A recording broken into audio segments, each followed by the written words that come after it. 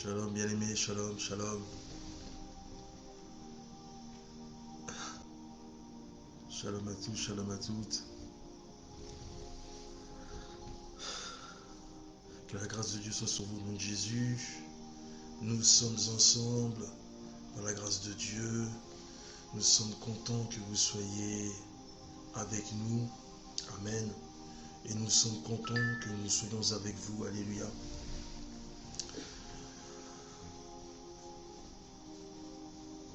Bienvenue à tous et à toutes qui vous connectez. Nous invitons à partager massivement les moments que Dieu a actés dans le ciel pour que nous soyons ensemble, pour que sa parole soit propagée, diffusée. Alléluia. Que le Dieu de la Bible nous fasse du bien, que sa grâce nous permette d'entrevoir des réponses à nos questions qui permettent que nous soyons encore ensemble, que nous demeurons dans sa parole. Lui qui est Dieu, lui qui est tout puissant, il fait tout son possible pour que nous demeurions ensemble, unis, afin que nous puissions glorifier notre Dieu tout-puissant, le Seigneur Jésus-Christ de Nazareth. Nous sommes encore dans notre vendredi de prière. La semaine dernière, c'était la semaine dernière, hein, nous étions en veillée, c'est ça? Ouais, ça passe vite. La semaine dernière, nous étions en veillée de prière au centre de la parole Shekinah Sarcelles.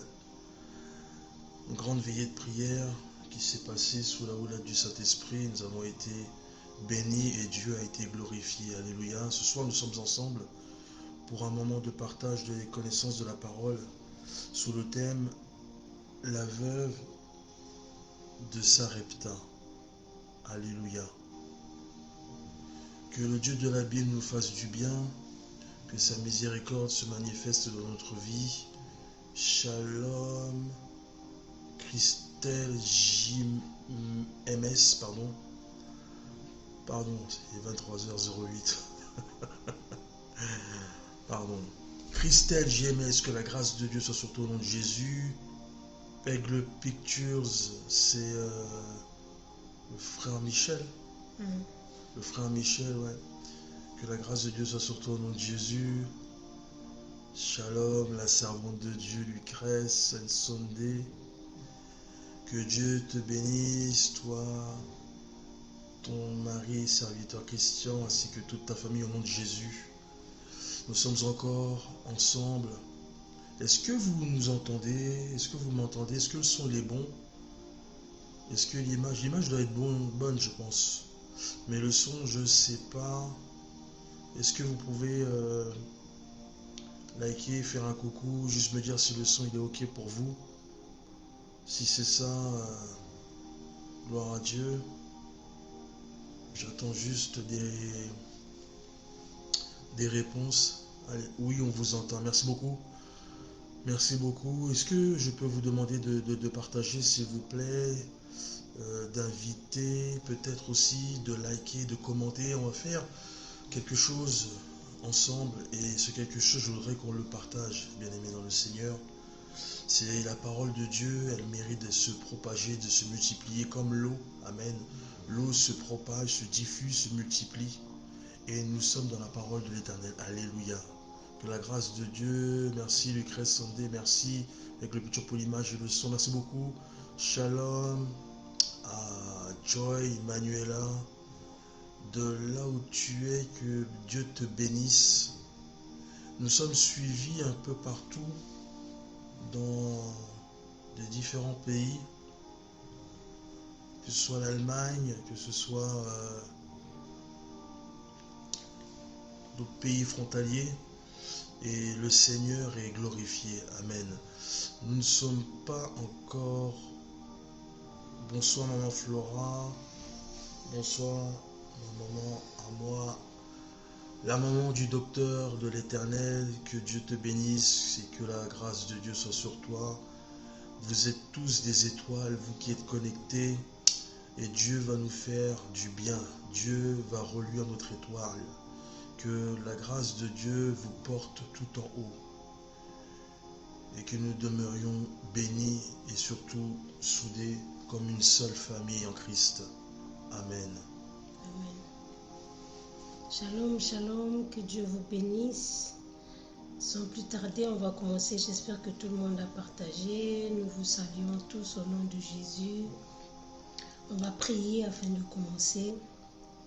Seigneur notre Dieu, notre Père, nous te rendons grâce, le maître des temps, le maître des circonstances, le Dieu qui pourvoit, le Dieu qui détient, le Dieu qui est au contrôle de toutes choses. Nous te bénissons, Seigneur, pour ces moments que nous venons passer dans ta présence. Je prie, Seigneur, pour que la parole qui sera propagée ce soir soit une bénédiction dans la vie de toutes les personnes qui sont connectées et dans la vie de tous ceux qui vont nous suivre, afin que la gloire puisse te revenir au nom de Jésus-Christ. Amen.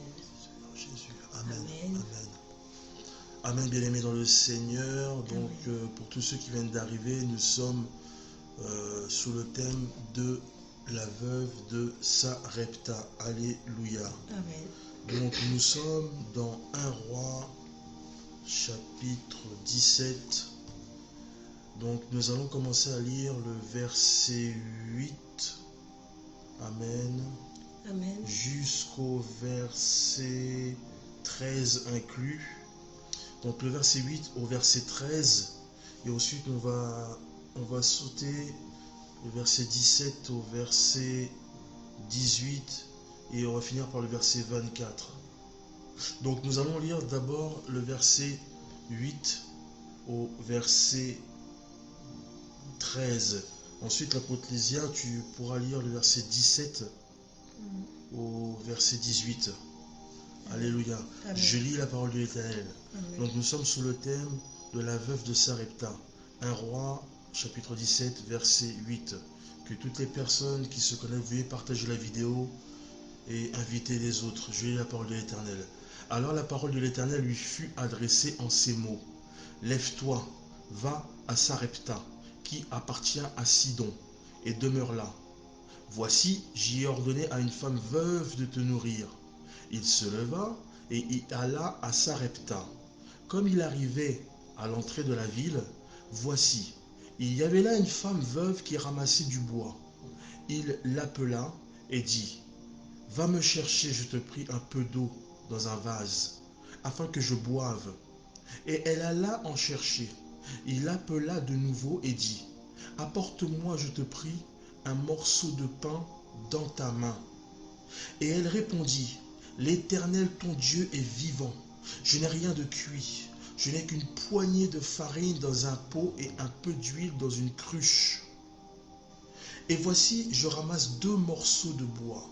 Puis je rentrerai et je préparerai cela pour moi et pour mon fils.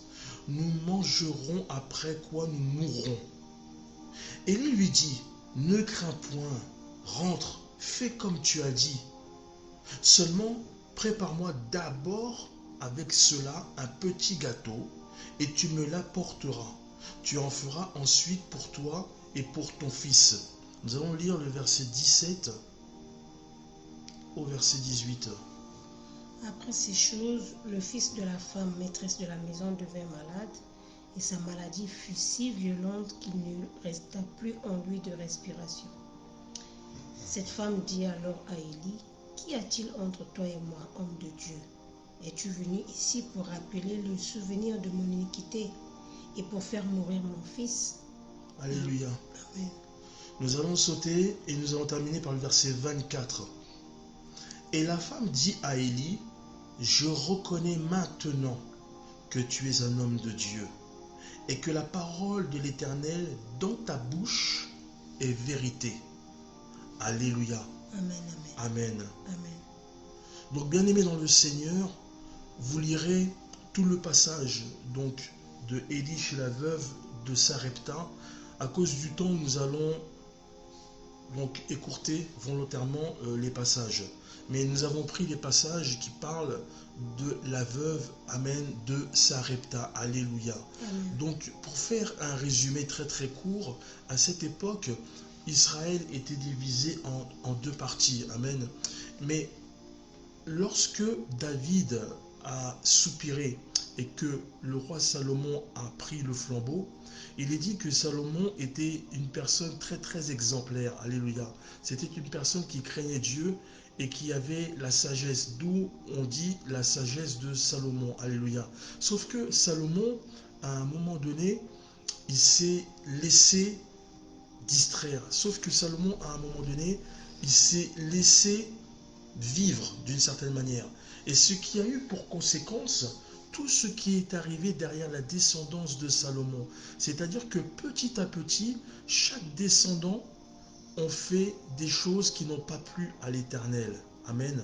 Et toutes les choses qui n'ont pas plu à l'Éternel ont hérité à chaque fois le calme de Dieu. Ils ont hérité à chaque fois la patience de Dieu. Ils ont mis la patience de Dieu à rude épreuve. À chaque personne qui a repris le flambeau, qui a repris la royauté, qui a repris le trône, ils ont tous eu à un moment donné quelque chose qui n'a pas plu du tout à Dieu.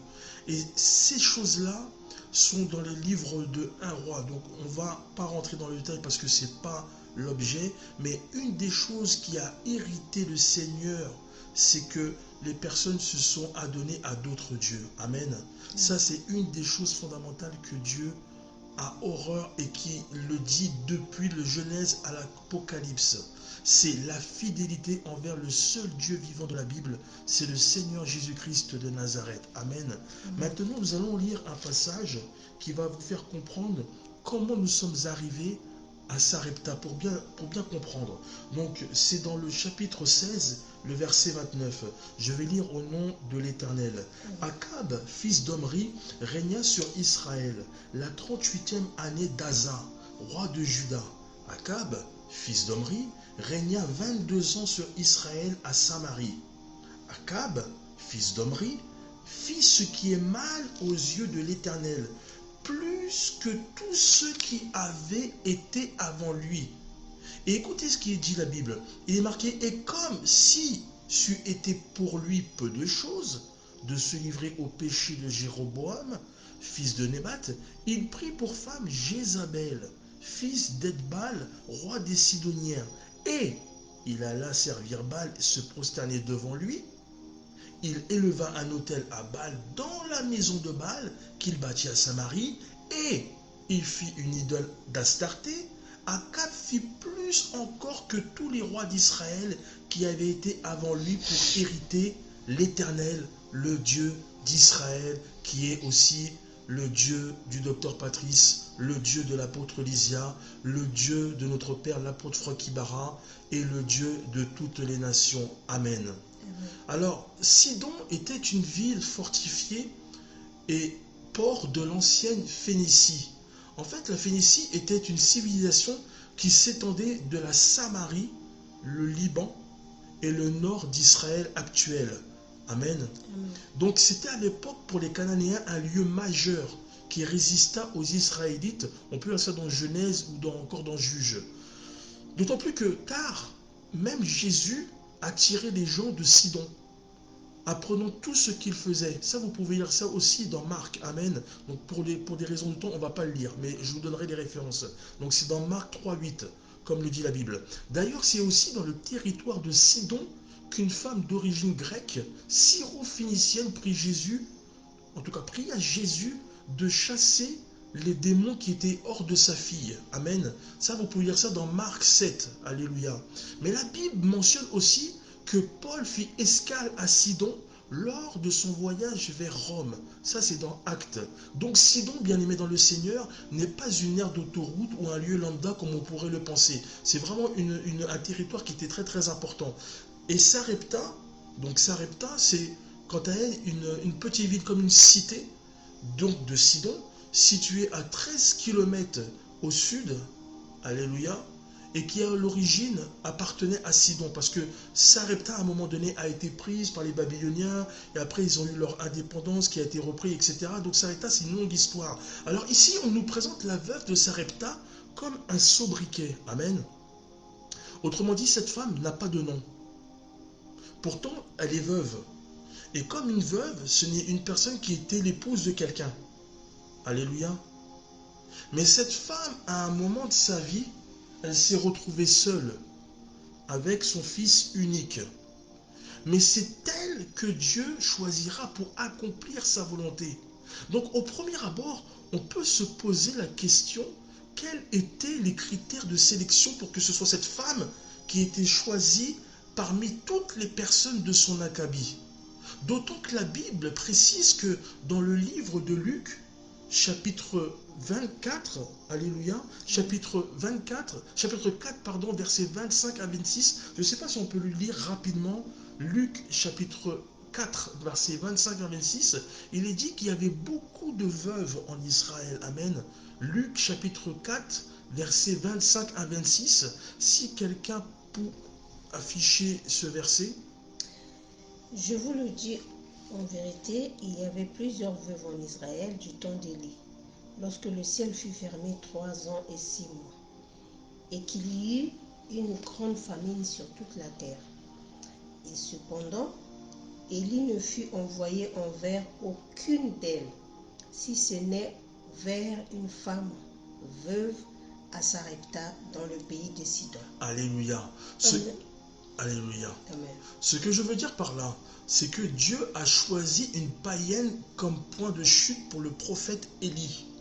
Et après avoir été nourri par des oiseaux impurs, on peut lire ça dans Lévitique 11, au torrent de Kérit, c'est dans la demeure d'une femme veuve avec un enfant qu'Élie devait s'établir. Ça, ce sont les rouages de Dieu, bien-aimés. Ça, c'est la signature de l'Éternel. Ça, c'est sa marque de fabrique. Ça, c'est la patte de notre Seigneur Jésus-Christ. Une patte non conventionnelle, une méthode non orthodoxe.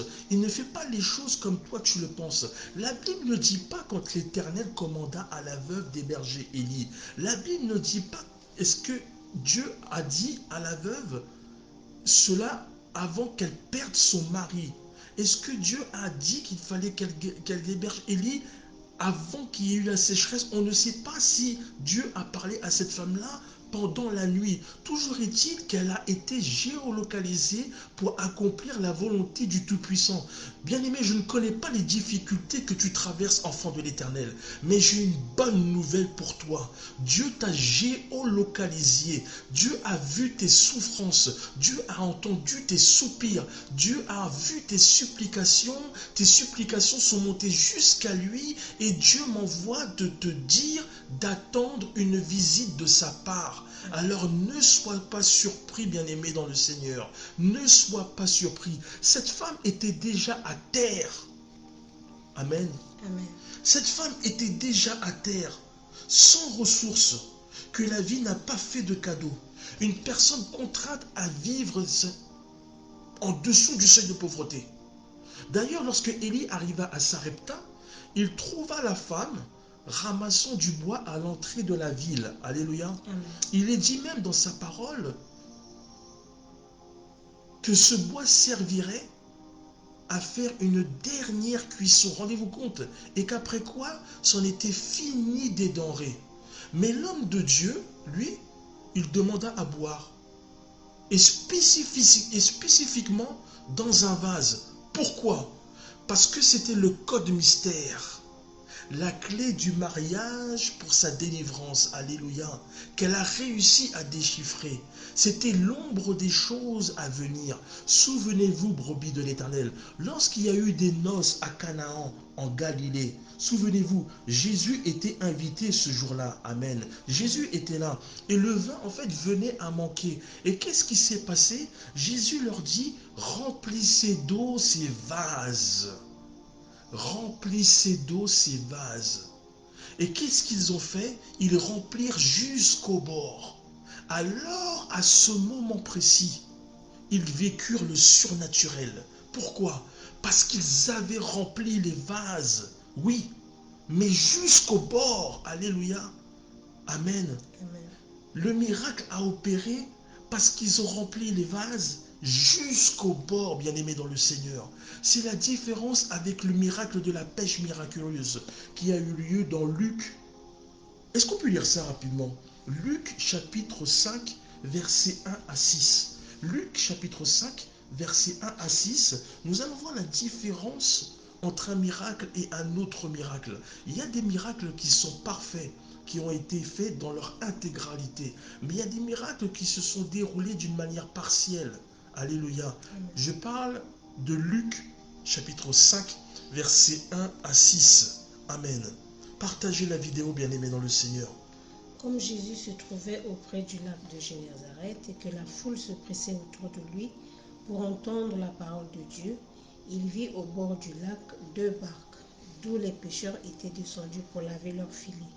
Il monta dans l'une de ces barques qui était à Simon, et il le pria de s'éloigner un peu de terre, puis il s'assit, et de la barque il enseignait la foule. Lorsqu'il eut cessé de parler, il dit à Simon, avance en pleine eau et jetez vos filets au pêcher. Est-ce que tu peux répéter cette phrase? Lorsqu'il eut cessé de parler, écoutez bien, aimé, écoutez bien, vous allez voir la différence. Lorsqu'il eut cessé de parler, il dit à Simon, avance en pleine eau et jetez vos filets pour pêcher. Simon lui répondit, Maître, nous avons travaillé toute la nuit sans rien prendre, mais sur ta parole, je jeterai le filet. L'ayant jeté, ils prirent une grande quantité de poissons et leur filet se rompait. Amen. Amen. Amen. Amen. Alléluia. Gloire au Seigneur Jésus. Vous voyez la différence avec le miracle de la ce qu'on appelle la pêche miraculeuse et le miracle qu'il y a eu avec la conversion, le changement de l'eau en vin. En fait, ce qui s'est passé, c'est que si, je dis si, ils avaient écouté attentivement la parole de Dieu, ils auraient pu prendre beaucoup plus de poissons que ça. Pourquoi? Parce que l'apôtre Lysia a précisé quelque chose et je l'ai fait répéter. Le Seigneur a dit, avance en pleine eau et jetez vos filets. Excusez-moi, jetez vos filets. À l'époque, il n'y avait pas de vouvoiement, de tutoiement. Dieu ne vous voyait pas les gens. En fait, ça n'existait pas à l'époque. Donc, quand il a dit jetez vos filets, il s'adressait à tous les pêcheurs. Or, c'est Simon. Simon, il a précisé au Seigneur que nous sommes rentrés bredouille. En d'autres termes, ils sont rentrés avec un but non atteint. Leur but était d'attraper du poisson, mais ils sont rentrés sans poisson. Mais Dieu a dit, jetez vos filets. Et Simon a dit, sur ta parole. Et il a jeté son filet. Alors évidemment, le miracle y a eu lieu. Mais si tout le monde avait jeté son filet, le miracle aurait pu être plus grandiose. Alléluia, amen. Je viens dire à quelqu'un que lorsque tu écoutes et tu obéis la voix de ton Créateur, que ce soit au travers de ton père spirituel ou ta mère spirituelle, alors le surnaturel, bien-aimé dans le Seigneur, se manifeste contre toute attente. Et cela, quel que soit le problème que tu rencontres. Amen. Amen. Est-ce que je parle à quelqu'un? Est-ce qu'il y a des enfants de l'Éternel qui est connecté ce matin? Est-ce qu'il y a des enfants de l'Éternel qui sont connectés à la parole de Dieu? Alléluia. C'est exactement l'expérience qu'a faite la femme samaritaine. Amen. Amen. La femme samaritaine qui était venue puiser de l'eau. Jésus était très fatigué. La Bible dit que Jésus était fatigué. Parce qu'ils avaient marché, et ils avaient marché sous un ployé de plomb. Et Jésus avait soif. Et cette femme avait l'eau dont Jésus avait besoin. Mais lui est la source dont elle avait besoin. Alléluia. En fait, le miracle a commencé à cet endroit-là. Au moment où Élie a demandé d'abord à boire à la veuve de Sarepta. Vous remarquerez que Élie, il a demandé d'abord à boire à la veuve de Sarepta, mais il n'a pas demandé à manger. Il a demandé à manger après. Il a d'abord demandé à boire à cette femme-là. Je vous rappelle que cette femme, bien-aimée dans le Seigneur, vivait ses derniers instants sur terre. Car en réalité, que ce soit toi, bien-aimé, que ce soit l'apôtre Lysia, ou que ce soit moi qui avions demandé à cette femme à boire, le résultat aurait été le même. Ou la même, pardonnez-moi. La Bible dit qu'il n'y aurait ni rosée ni pluie. Même cette rosée qui te permettait d'hydrater le feuillage des végétaux face à l'air sec de la journée, il n'y en avait pas, c'était zéro. Alors que lorsqu'on dit qu'il n'y avait plus d'eau, il n'y avait plus d'eau. Je ne sais pas si vous imaginez qu'il n'y a plus d'eau qui tombe pendant des années. Non seulement il n'y avait plus d'eau, ce qui veut dire que l'eau ne pouvait plus arroser donc les plantations, et donc il y avait une famine. Il n'y avait plus d'eau, il n'y avait plus à manger, bien le Seigneur. c'est quelque chose qui était important et très très grave. Et il faut le souligner parce qu'il vivait une époque très difficile et très compliquée. Mais lorsque Dieu a parlé à cette femme en lui disant qu'il va y avoir un prophète qui va venir et il faut que ce prophète-là, tu l'héberges chez toi et que tu dois t'assurer que ce prophète-là ne manque de rien, que tu dois l'accueillir et le nourrir comme il faut. Comment cette femme, elle a dû réagir lorsque Dieu lui a parlé? Lorsque Dieu peut-être lui a parlé en rêve, en vision, de toute forme de pensée. Comment le Seigneur a dû lui parler? En fait, comment la femme, elle a dû pleurer, la femme a dû se tenir la tête entre les mains, elle a dû dire, Seigneur, Seigneur, je t'en supplie, Seigneur, mais comment je vais faire pour honorer la parole de Dieu?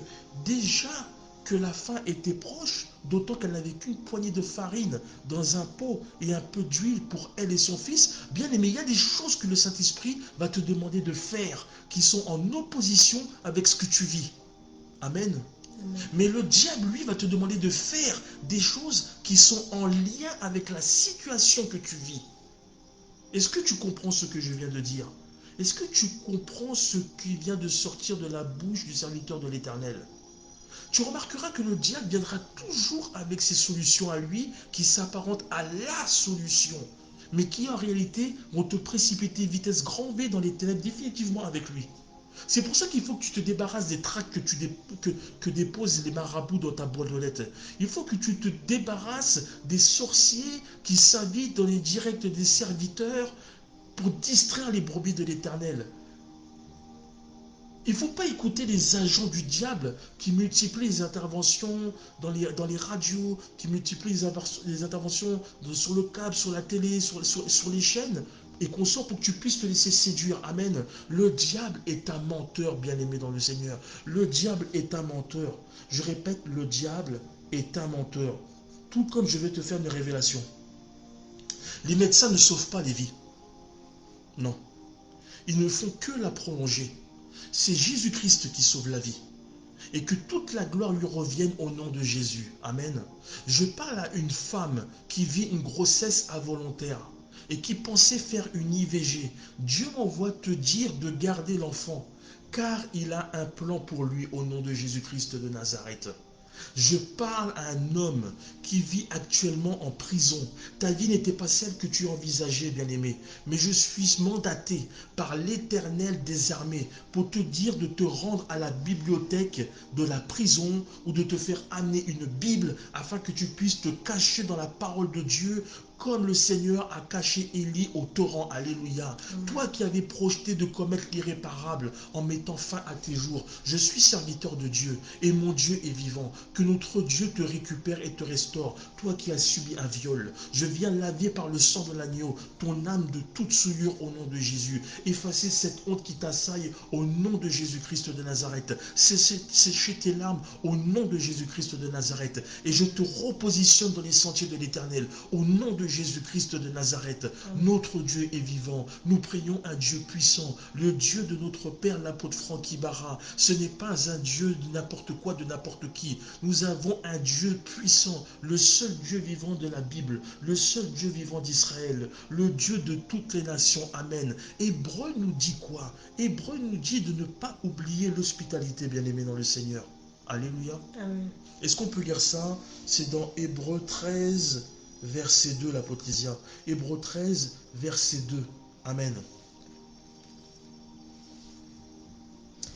N'oubliez pas l'hospitalité, car en l'exerçant, quelques-uns ont logé des anges sans le savoir. Amen. Est-ce qu'on peut le relire encore une fois pour bien que ça soit imprégné pour les bien-aimés? N'oubliez pas l'hospitalité, car en l'exerçant, quelques-uns ont logé des anges sans le savoir. Est-ce que vous vous rendez compte de cette parole?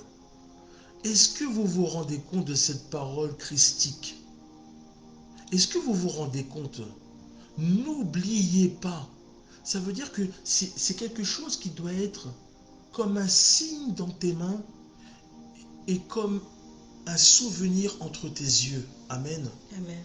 Sans le savoir, quelques-uns ont logé des anges. Est-ce que vous savez ce que ça veut dire?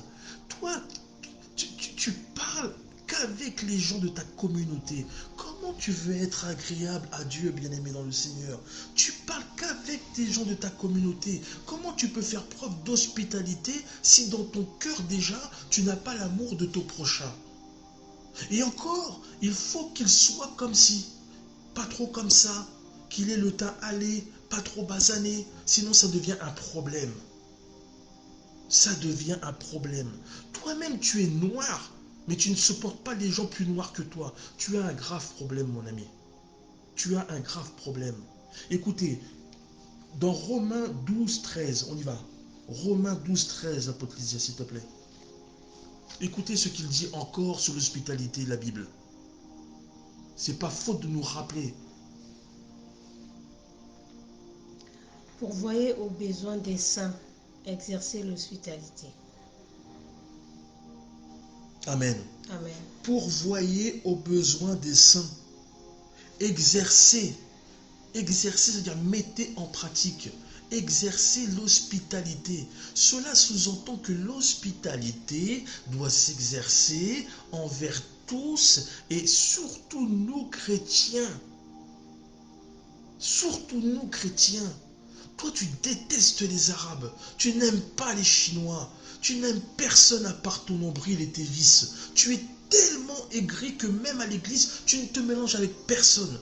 Tu restes là dans ton coin, tu ne salues jamais les gens, tu sélectionnes là où tu dois aller t'asseoir, c'est-à-dire que même le protocole, tu l'ignores, c'est-à-dire que le protocole dit, assieds-toi. Non, non, toi tu veux t'asseoir là où tu veux, tu t'arranges toujours pour ne pas avoir de contact physique avec un frère ou une sœur en Christ, comme si il ou elle avait la lèpre. Tu ne connais pas Jésus.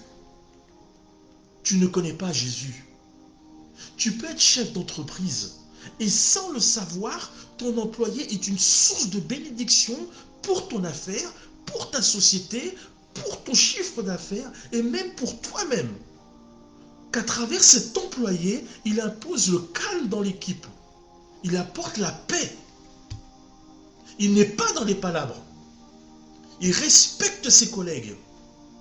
Il leur inculque par son attitude l'amour de Christ. Alléluia. Amen. Et que sans que tu le saches, bien-aimé dans le Seigneur, la personne prie pour toi. Elle prie pour ta société. Elle prie pour que tu prospères. Elle prie même pour que ton enfant ou ta femme malade, sans que tu le saches. Parce qu'il veut faire la joie de son Dieu. Parce qu'il veut honorer ce pourquoi Dieu l'a appelé. Mais toi, tu critiques. Toi, tu prends des airs condescendants. Alléluia. Amen. Alors qu'il n'y a rien entre toi et lui. Mais toi, tu prends les gens de haut. Parce que tu es un patron. Et que ton employé parle pas bien français. Parce qu'il a moins de compétences que toi. Ton esprit est obtus. Tu es comme la veuve de Sarepta. Tu as besoin de Dieu dans ta vie. Tu as besoin d'être sauvé au nom de Jésus-Christ de Nazareth. Tu as besoin d'être sauvé. Je répète, tu as besoin d'être sauvé au nom de Jésus-Christ de Nazareth. Tu peux héberger une personne qui sort de son pays natal, qui n'a aucun pied à terre. C'est-à-dire que sa situation, elle est compliquée. La personne n'a même pas de papier. Elle n'a aucun lieu de destination. Elle n'a pas de travail. Elle est prisonnière à cause de la barrière de la langue. Et cette personne-là intercède pour ta famille en pleine nuit. Et elle brise les autels sataniques qui criaient contre toi, qui criaient contre tes enfants, qui criaient contre ton mari, qui criaient contre ta femme, qui criaient contre tes parents. Cette personne-là a chassé les esprits de mort et consorts. Et cette personne, elle prend encore le temps de te parler de l'amour de Dieu. Elle prend encore le temps de te parler de l'amour de Christ. Tu vois? Tu ne sais pas qui tu héberges chez toi. Tu ne sais pas. Respecte les gens. Ouvre ton cœur. Ton cœur est fermé à double tour et t'as jeté la clé dans les caniveaux. Amen. Alléluia. Que ce mois de novembre puisse être la conséquence de tout ce que tu as semé depuis toutes ces années. Que ce mois de novembre, tu puisses voir la grâce et la gloire de Dieu. Que ce mois de novembre, tu puisses rencontrer l'inattendu. Que ce mois de novembre, tu vives le surnaturel au nom de Jésus-Christ de Nazareth. Amen. Alléluia. Amen. Écoutez, tout a changé pour la femme de Sarepta. Tout a changé, comme dit la chanson. Tout a changé. Lorsque la femme a accompli son devoir d'hospitalité, alléluia, Amen. et que l'homme de Dieu a été premier servi, amen. Amen. Écoutez, lorsque la femme a accompli son devoir d'hospitalité, voyez-vous, elle a accueilli l'homme de Dieu et elle a écouté l'homme de Dieu. Donc elle a servi l'homme de Dieu. La parole de Dieu s'est réalisée et l'obéissance au Seigneur a sauvé toute sa maison au nom de Jésus. Elle a fait confiance à un étranger. Est-ce que vous vous rendez compte? Elle a fait confiance à un étranger et au Dieu de cet étranger. Parce que je vous rappelle qu'ils étaient, ce que je vous avais dit au départ, dans un territoire, en tout cas Élie était dans un territoire qui n'était pas forcément favorable. Attention, dans cet territoire-là, ils avaient déjà leur propre Dieu. Ils avaient déjà leurs coutumes, ils avaient déjà leurs propres mœurs. Donc en fait, non seulement cette femme-là, elle avait fait confiance à ses dieux, et oui, et ces dieux l'ont abandonnée. Ces dieux ne lui ont pas répondu. Pourquoi? Mais parce qu'elle avait perdu un mari, elle n'avait pas de travail, en plus il y avait une grande famine, il manquait d'eau, enfin bref, la dame a vécu un vrai calvaire. Elle a fait confiance à un étranger et au Dieu de cet étranger qui n'est tout autre que le Dieu des nations, notre Seigneur Jésus-Christ, le Dieu éternel des armées. Amen. Même Élie a fait confiance à Dieu.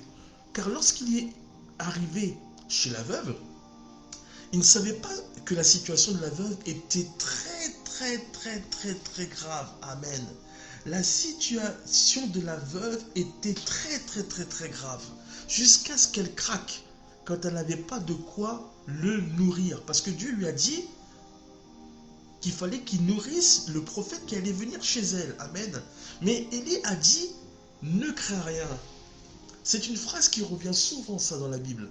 Que ce soit dans l'Ancien ou dans le Nouveau Testament, c'est quelque chose qui revient souvent. Je crois qu'il apparaît plus d'une centaine de fois. Il me semble. 100 ou 130. 366 300, ah bah oui. 366 fois. Merci à Potlésia.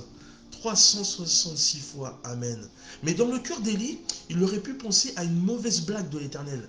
Parce que imaginez s'il avait marché par la vue et non par la foi. Il aurait été découragé à la vue de la misère extrême de cette femme. Ce qui est normal. Surtout que Dieu pourvoyait dans le torrent. Et pas qu'une fois, mais 2 fois par jour. Eau et viande lui étaient rapportées. Il n'avait pas à se soucier de quoi que ce soit. Il n'avait qu'à attendre son pain quotidien, bien-aimé dans le Seigneur. C'est pour ça que lorsqu'on vous dit qu'il faut marcher par la foi et non par la vue, parce que si vous marchez par la foi, vous allez être découragé de tout. Si vous marchez par la foi, lorsqu'on va vous dire des choses, vous allez être découragé. Vous savez, pour faire une aparté, il y a eu un événement qui s'est passé la semaine dernière en boxe. Ça a fait le tour du globe. Même si vous n'êtes pas fan de sport, de boxe, il y a eu Francis Ngannou, le Camerounais, qui s'est frotté au champion du monde de boxe. Et il a perdu, il a gagné, il a perdu, bref. On l'a donné perdu, mais en fait il a gagné de cette manière. Mais ce que je veux vous dire par là, c'est qu'il a eu un témoignage extraordinaire. C'est-à-dire que tout ce qu'il avait voulu faire, tous les gens de son entourage, famille y compris, lui ont dit que c'était pas la peine, que ça n'allait pas marcher, qu'ils n'allaient pas réussir, qu'il avait des dents trop longues, etc., etc. Et à cause de ces mauvaises paroles, à cause de ces mauvaises pensées, c'est ça qui peut mettre un homme à terre. C'est ça qui peut empêcher un homme et une femme de décoller, d'atteindre un but. Parce que lui, dans son cœur, il savait qu'il y avait quelque chose qui le poussait à faire le contraire de ce qu'on lui disait de ne pas faire. Alléluia. Et regardez comment ça s'est terminé. Il est devenu millionnaire. Il est devenu une gloire au Cameroun et il est venu respecté par ses pairs, par des grands sportifs de très haut niveau, par des artistes internationaux, etc. etc. Et ma prière ce soir, c'est que tu vives la même trajectoire de Ngannou. Que tu n'écoutes pas les paroles des autres, mais que tu écoutes ta parole intérieure, ce que Dieu a mis en toi. Tu as une semence en toi qui doit germer au nom de Jésus-Christ de Nazareth. Amen. Parfois tu te demandes si l'homme de Dieu comprend ce que tu vis. Alléluia. Parfois tu te demandes si vraiment cet homme-là, c'est un homme de Dieu. Parce que la veuve de Sarepta, en réalité, est l'image des nations païennes séparées de leur époux, Jésus-Christ de Nazareth. Alléluia. En fait, nous sommes croyants, certes, mais envers quel Dieu? Je me mets dedans, c'est pour ça que je dis nous. Nous espérons tous quelque chose, mais quoi? Nous venons à l'église, mais nous partons pendant des semaines, puis nous revenons, puis on change d'église pour voir si l'herbe est plus verte ailleurs, jusqu'à ce qu'on s'aperçoive que c'est du gazon artificiel. Et après, on revient, ou des fois, on ne revient plus. Alléluia. Et toute notre vie chrétienne est cadencée par ces incertitudes. Alléluia. Amen. La femme de Sarepta pensait que son passé l'avait rattrapée. Oui. Parce que elle voyait un lien direct avec le fait que son fils tomba très malade au point de mourir. Amen. Et la première réaction a été d'incriminer Dieu. D'incriminer Dieu, puis la colère est venue. Ou la colère est venue en même temps. Mais c'est exactement ce que des personnes ont vécu. C'est-à-dire que devant ce type d'épreuve, ces personnes, elles se disent, quitte à tout prendre. Ben, regarde, la femme de Satan, tu as pris mon mari, tu as pris ma dignité, tu as brisé mon cœur, tu m'as mis à l'état de chien de la rue. Et voilà que tu veux prendre la vie de mon fils. En fait, vous voyez, c'est là la vraie nature de l'homme, de la femme, même, voire même des chrétiens. C'est-à-dire que face à de l'adversité, face à des problèmes, face à des événements, face à des circonstances, face à des choses qui nous arrivent dans notre vie, nous avons tendance à pointer du doigt Dieu. Amen. Nous avons tendance à pointer du doigt Dieu. Alléluia. Par quoi? Parce que à cause du décès de ton mari, à cause du décès de ta femme, à cause du décès de ton papa, tu as laissé place à la colère contre Dieu. Tu as trouvé le parfait coupable. Celui qui a laissé partir ta maman dans la maladie, qui a emporté ton enfant dans un accident. Combien sont-ils qui ont tourné le dos à l'église? Combien sont-ils à avoir tourné le dos à Dieu? Combien sont-ils à être retournés dans le monde? Combien êtes-vous à dire que Dieu n'a rien fait pour empêcher cela au nom de Jésus-Christ de Nazareth? Combien êtes-vous à avoir dit cela? Il n'a rien fait pour moi, il n'a pas empêché qu'elle parte, il n'a rien fait, il m'a abandonné, il n'existe pas, il n'a pas dit, etc. Mais toi, bien-aimé dans le Seigneur, es-tu certain d'avoir eu un comportement sans reproche? Es-tu certain d'avoir plu à Dieu, d'avoir fait sa volonté parfaite, d'avoir accepté Jésus-Christ en tant que Seigneur et Sauveur, d'avoir été baptisé, de t'être assuré du salut afin d'hériter du royaume? Il y a une réalité dans tout ça. Nous menons la vie que nous menons. Et parfois nous sommes le résultat d'une addition de faits et la multiplication de circonstances. Nous allons lire 2 Samuel, alléluia, chapitre 12, versets 7 à 14. Amen.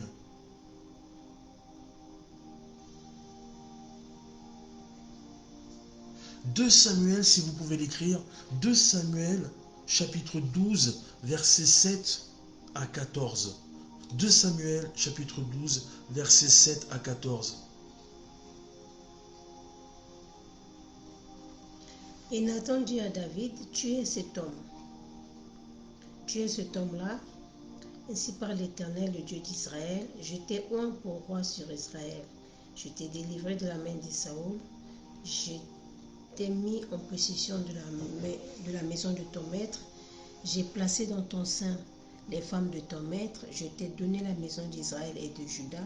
Et si cela n'eût été peu, j'y aurais encore ajouté. Attends, stop. Je vais juste reprendre cela. Écoutez, je vais juste reprendre cela et l'apôtre Lisa va continuer. Écoutez. Vous savez, lorsqu'on dit moi je,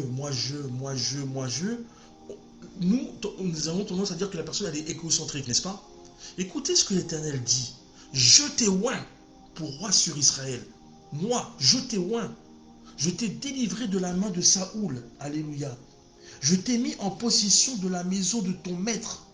J'ai placé dans ton sein les femmes de ton maître. Je t'ai donné la maison d'Israël et de Juda. Et si cela eût été peu, j'y aurais encore ajouté. Vas-y, apôtre, continue. Verset Pourquoi 9. donc as-tu méprisé la parole de l'Éternel en faisant ce qui est mal à ses yeux? Tu as frappé de l'épée Uri le Héthien, tu as pris sa femme pour en faire ta femme, et lui tu l'as tué par l'épée des fils d'Ammon. Maintenant, l'épée ne s'éloignera jamais de ta Alors, maison. attendez, vous avez vu ce qu'il fait l'Éternel? Au départ, il dit ce qu'il a fait. Après, il dit ce que toi tu as fait. Ça n'a rien à voir. D'un côté, il parle de bénédiction, de l'autre côté, il parle de malédiction. Donc c'est un Dieu de bénédiction. C'est pas un Dieu de malédiction. Lui, il a dit, voilà moi ce que j'ai fait. Et ce qu'il a fait, c'est que des choses positives. Après, il a dit, regarde-toi ce que tu as fait.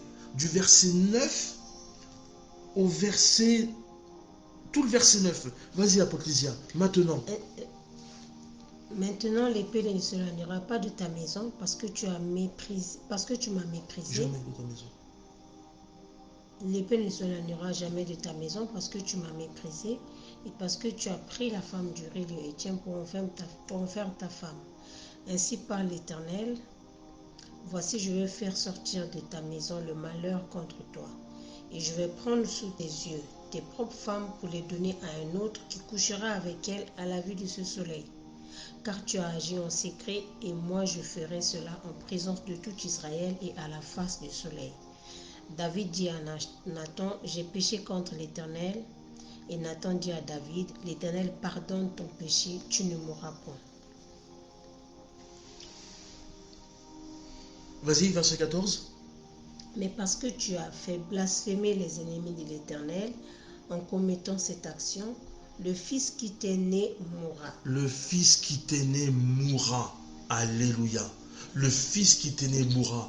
Beaucoup incriminent Dieu pour des raisons improbables. Mais toi, connais-tu réellement le Seigneur Jésus-Christ de Nazareth pour le pointer du doigt comme tu le fais? C'est pour ça qu'il est dit dans Job, verset 42, le faiseur de reproches va-t-il faire un procès au Tout-Puissant? Celui qui veut corriger Dieu va-t-il répliquer? Alléluia. Nous sommes spécialistes, nous, pour critiquer. Nous sommes spécialistes pour incriminer, chercher les coupables. Parce que pour nous, il faut qu'il y ait une tête qui tombe au fond du panier. Pour nous, il faut qu'il y ait automatiquement un coupable. Pour nous, il faut désigner un coupable. Il faut qu'il y ait quelqu'un qui meurt à la place de l'autre. Ça, c'est notre grande spécialité. Alléluia. L'as-tu remercié lorsque tu étais dans la galère, le Seigneur? Alléluia. Est-ce que tu as remercié le Seigneur lorsqu'il t'a donné une femme, un mari, alors que personne ne voulait de toi et de tes enfants? Alléluia. Est-ce que tu as remercié le Seigneur lorsqu'il t'a donné des enfants, alors que ta matrice était tellement polluée par les médicaments et autres tabac et alcool? Est-ce que tu l'as remercié le Seigneur lorsque tu étais stérile? Amen. Tu l'as remercié le Seigneur lorsqu'il t'a guéri de toutes sortes de maladies sexuellement transmissibles? Toi qui avais pour habitude de passer derrière le joug d'une femme ou d'un homme marié? Tu l'as remercié de cela? Est-ce que tu lui as dit merci pour le travail qu'il t'a donné? Tu étais tellement habitué au chômage, tu fréquentais les bars, tabac, balto, PMU, tout ça là. Tu l'as remercié pour cela? Tu l'as remercié pour le toit que tu as sous ta maison?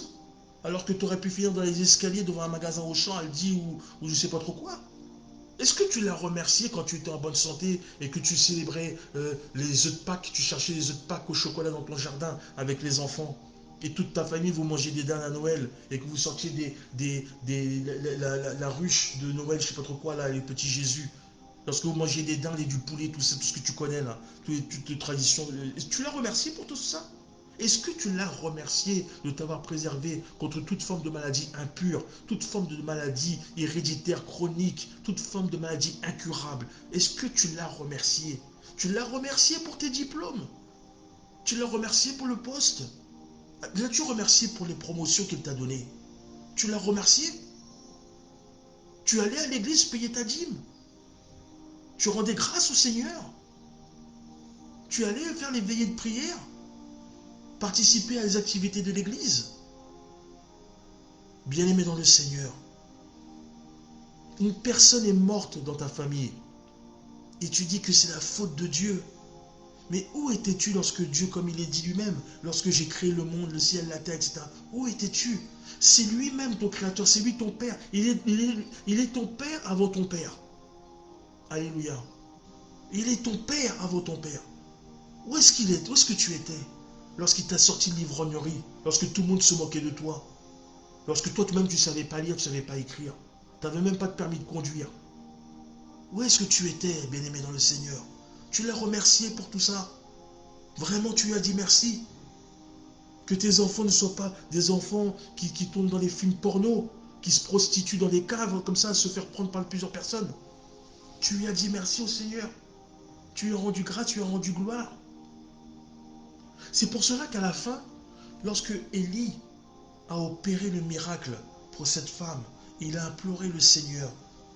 Et croyez-moi, le Seigneur, il est écrit dans la parole, l'Éternel, verset 22, 1 Roi 17, verset 22, l'Éternel écouta la voix d'Élie, et l'âme de l'enfant revint au-dedans de lui, et il fut rendu à la vie.